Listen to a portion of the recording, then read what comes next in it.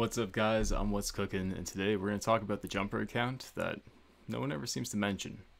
Everyone's obsessed with getting the perfect start with a whole ton of AP, some commander sculptures in their pocket, and they just start so many new accounts, jumping forever, trying to get the perfect account going in the perfect kingdom, which is, kind of fair because kingdom is a bit of a gamble. You never know what kind of new kingdom you're going to end up in and how it's going to turn out. In my current new kingdom that I've developed, I've overthrown dictators. I've seen people leave. I've seen whales rise. You just never know what's going to happen. But today we're going to talk about using your main as a jumper. Now you're saying, how does that work? Because you can't really jump a main. You don't get free passports, right? Passports cost money. That is true. Use your recharge events to get like the first two levels of the passport. This is more of like a mid-spender guide, and this is something that you won't hear the big guys talk about because it's not an option for them. They can't get enough passport pages to do this. But if you can stay below 40 mil power, especially if you stay below 35 or below 30, it is not very expensive to jump around. And so, do you know how many points it takes to get let's say a Constantine in the kingdom I just left? It got saturated with T5 players after KVK. I might go into that story in a bit, but the kingdom I just left, every MGE for Constantine was well over 200 mil points. And as a mid-spender, we don't really have the budget for that. I'm sure you can be like, yeah, man, just MGEs are insane, right? Especially if it's rigged or anything like that. There's no guarantee that you're going to get the commander you want.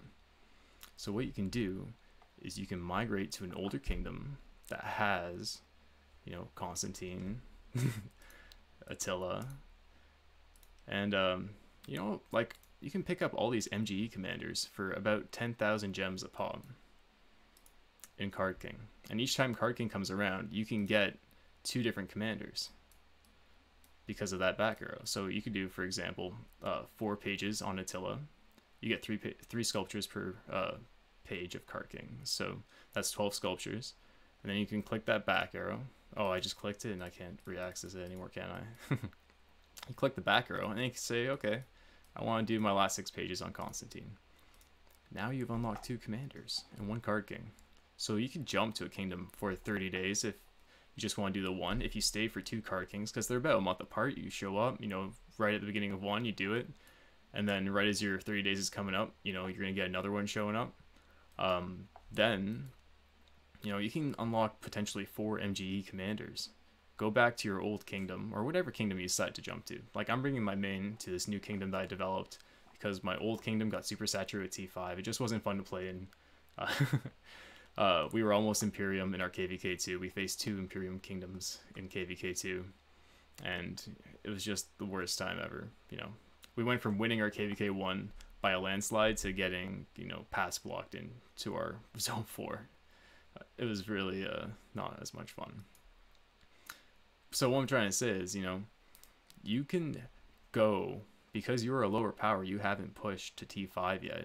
Before you do, you can go and migrate and get these MGE commanders ahead of time for way cheaper. You're just trying to unlock them anyways, right? You're not planning on getting a shit ton of, a lot of sculptures from MGEs, and if you're playing the whale way, or not the whale, what am I saying, the whale? If you're playing the way that the YouTubers usually recommend you, they're like, okay, what do? You get your Richard 5511. You go and you get your YSG, expertise. After YSG, you get your Alex. You work on expertising him. If you do this jumping process, especially if you started like me, where you went through KVK1, you got all your Alex wheels, and then you migrated, and now I'm gonna get another set of Alex wheels by migrating to my new kingdom that I've built with my friends. So I'm gonna get 6 Alex wheels. Alex will be expertise. So what comes after that? Well, if you can get Constantine and MGE, you take him to 5511.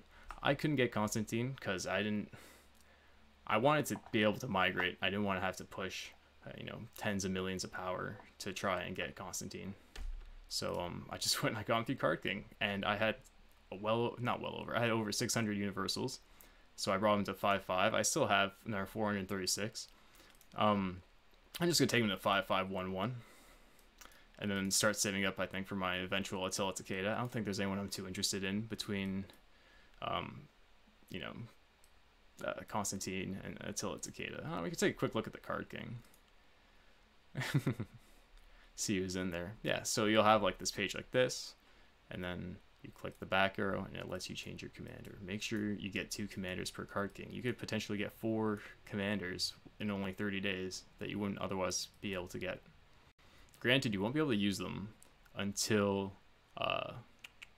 you know, your kingdom has become a certain age. However, I think you still might be able to use them in Arc.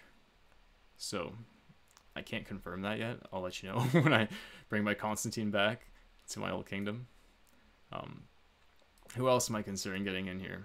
Honestly, I kind of wish I jumped a little further back so I could grab a Theodora and eventually save for her, but you know, that's so far in the future now for where my kingdom that I'm going to is at. I'm going to stay there. That's going to be like, it's a great English-speaking kingdom that we've built, you know, lots of good communication, at least between the English-speaking alliances. There are, you know, international alliances. We're English-speaking dominant, but it's international.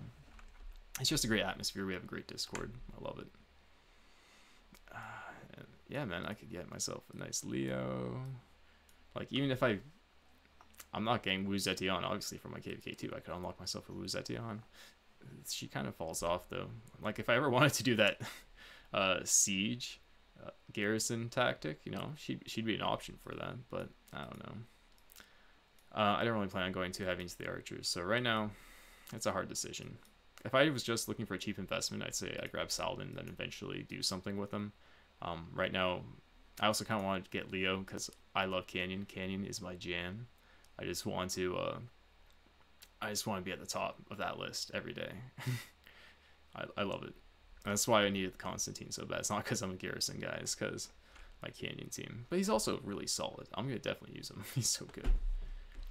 Anyway, so this was you know, just a quick little talk. I'm telling you, it's going to cost you 10 to 15,000 gems. 15,000 no, less than 15,000 for sure. Because you only got to do 4 pages. And each page max is like 3,000 gems, I believe. I don't know. I always say something, at least one thing wrong in every video. And I look back at it and I'm like, do I fix that? And no. As long as I got the right information generally across. I don't know. Tell me what you think. Who would you migrate back for?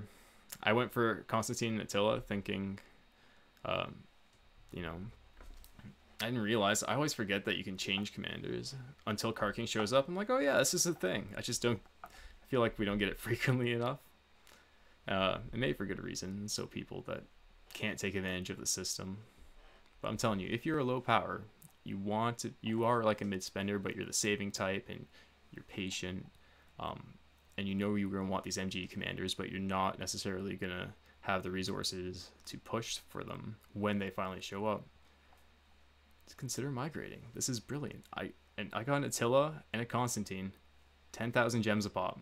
I might connect some of the footage of me spinning through it. It's kind of boring. It was late at night and I was really tired.